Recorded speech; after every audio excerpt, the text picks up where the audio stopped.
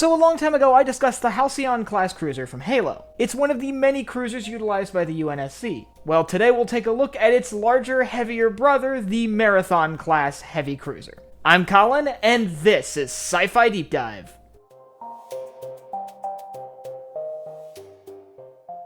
Remember, if you enjoyed this video, to head down below and hit that subscribe button. So we first saw the Marathon-Class heavy cruiser in Halo 2, and while it does share a lot of visual similarities with the Halcyon-Class, it is an entirely different class of ship altogether. At 1,192 meters long, the Marathon-Class is a little bit longer than the Halcyon-Class, but not by much. However, it serves almost an entirely different role. Well, the Halcyon was built like a rock, but relatively lightly armored, allowing it to move relatively quickly around the battlefield and engage in sort of more hit-and-run-esque tactics. The Marathon was designed to just straight up slug it out with enemies.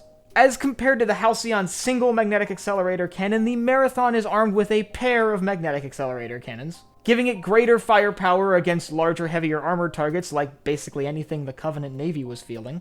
On top of that, it sported over 1,800 Archer missiles, capable of carrying a variety of different warheads, at least 5 fusion rockets, which were smaller missiles capable of accelerating to massive velocities, and a robust point defense network that kept enemies from getting too close. But on top of its ship-to-ship armament, it has a significant complement of other assets on board, including a variable number of UNSC Marines, facilities necessary for not just transporting ODSTs, but deploying them onto the battlefield in their Soyev drop pods, as well as 24 GA-TL-1 longsword fighter bombers. And then on top of those, obviously, if they were carrying a contingent of Marines, they would have the vehicles associated with that Marine unit, things like tanks, Warthogs, Pelicans, and so on. While some vessels of this class were likely constructed before the Human Covenant War, they saw a massive production increase at the start of the conflict. These vessels were seen as a better match for Covenant vessels than other UNSC warships, even though they were still vastly outmatched by basically anything the Covenant could put on the battlefield.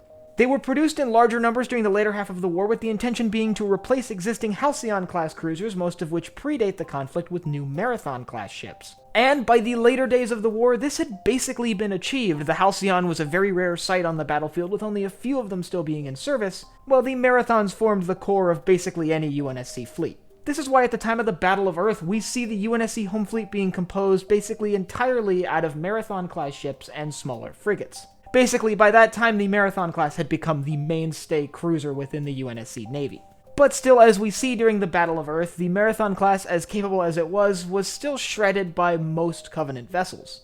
We see them being basically obliterated by a Covenant fleet that's much smaller than the UNSC home fleet. As many of us know, in the opening stages of the Battle of Earth, the UNSC home fleet was only narrowly able to claim anything even vaguely close to a victory.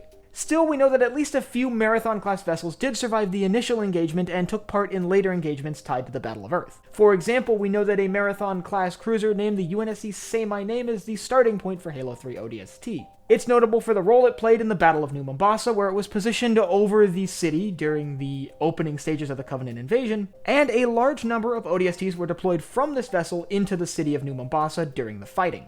We do know that a few Marathon-class cruisers were still in use following the end of the war, although they began being phased out by the newer Autumn-class cruisers, which were much closer to the Halcyons than the Marathons.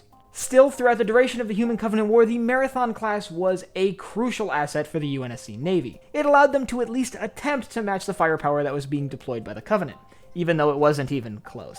But while the Marathon-class was present at many battles throughout the Human Covenant War, there's one that sticks out. The only time we really see them on screen in combat is during the Battle of Earth. Specifically, those ships were part of the UNSC home fleet, which was the UNSC fleet tasked with defending Earth. If you want to learn more about the composition and tactics of what may be one of the most important fleets in the UNSC Navy, I'll leave a link up here to my video on that. And I want you to let me know down below whether you prefer the Halcyon-class or the Marathon-class. Which one do you think looks cooler, and which one do you think is more effective in combat? And if you have any topics from Halo you'd like to see me cover, leave them down below in the comments. And last but not least, if you enjoyed this video, head down below, hit the like button, the subscribe button, and the bell icon so you get notified when I upload new videos. So for Sci-Fi Deep Dive, I'm Colin, and I will see you next time.